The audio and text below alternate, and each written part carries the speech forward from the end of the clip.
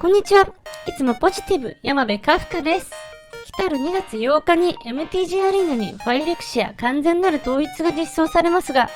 この動画ではそのリミテッド環境について環境理解に基づく予想を勇気を持って立てていきたいと思います。すでに環境理解について他の YouTuber さんたちによる動画も出ていますので、概要欄からそちらもぜひ参考にしていただければと思います。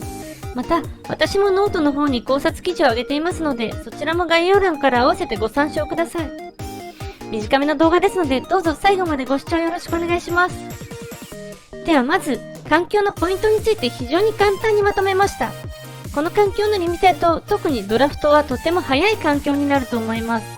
相手に毒カウントを与えることで有利になるメカニズム、堕落が存在するため、攻撃が推奨されますし、環境にライフゲインが少ないため、中盤以降もミッドレンジデッキの巻き返しが難しそうです。速度感としては、最近だとニューカピラの街角に近いレベルだと思っています。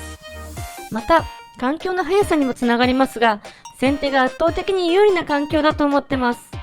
堕落は構造上、先に攻撃できる先手が有利な上、環境にあまり優秀な軽量ブロッカーがいないため、後手で耐えるには軽量除去での対策が求められそうです。そして多色化も難しい環境と思ってます。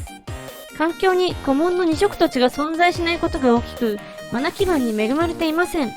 ミッドレンジが不利な時点で多色化するメリットも少なくなっており、きっちり2色で短期に勝利するゲームプランを持った方が勝率も安定しそうです。以上のような環境考察に基づき、私はこの環境の色別の強弱をこのように予想しています。軽量で優秀なクリーチャーも除去も有する白が頭一つ抜けており、どの色と組み合わせても安定した強さを発揮できそうです。続いて強いアーキタイプのデッキを組める黒と青を同程度に評価しています。赤は軽量除去は有するものの、クリーチャーの質がやや劣り、環境速度についていくのが難しそうな緑を一番低く評価しています。次のページからもう少し解説しますね。ここでは白を含む2色の組み合わせについて説明します。私が今回一番強いと感じている組み合わせは、堕落を有する白黒です。序盤に軽量な毒性持ちクリーチャーでしっかりと毒を稼ぎ、中盤おおよそ5ターン目以降には堕落達成によりしっかりとマウントを取って、ライフ20点を削り切るプランが立てやすそうです。ピックの難易度だけが懸念点ですが、総合的にクリーチャーも除去も優秀な2色であり、少なくとも環境初期は勝率上位になると予想しています。白は青や赤との組み合わせではアーキタイプに少し弱みがありそうですが、白のクリーチャーが総合的に優れており、いずれの組み合わせでも白を濃いめに組む意識があれば戦えそうです。続いて黒を含む2色について解説します。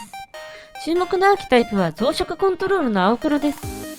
青と黒には増殖そのものの効果とは別に、増殖自体に誘発するカードがアンコモン以上に複数存在し、それらがいずれも非常に強力です。軸になるカードさえピックできれば、各種スペルにも増殖は雑についているため、かなりアドバンテージを稼ぎやすいアーキタイプになると思います。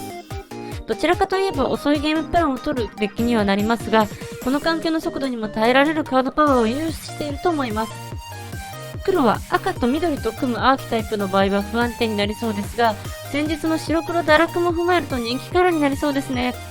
次に青を含む2色の解説をします。この中では私は青赤の組み合わせに特に期待しています。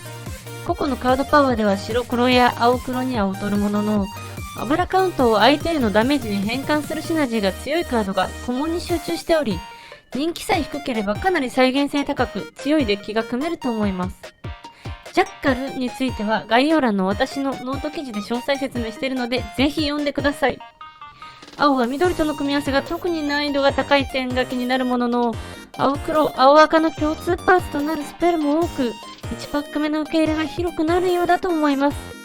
続いて赤を含む2色の解説になりますが、ここでは逆にあまり期待していない組み合わせ、赤白に触れます。赤白は今回ミラディンのためにというクリーチャートークン付きの装備品を有しているのですが、コモンのカードの質が総じて低く、私は罠だと思っています。アンコモンはいずれも強力なため、それらをかき集めれば強いデッキになりそうですが、コモンだけで戦うにはカードパワーが足りない組み合わせだと思います。赤は先ほど触れた青赤や赤緑のようなヒムールカラーで油カウンターシナジーが機能するデッキを組めれば可能性があると思いますが、あばらカウンターも向いている方向性がカードによって違う点はご注意ください。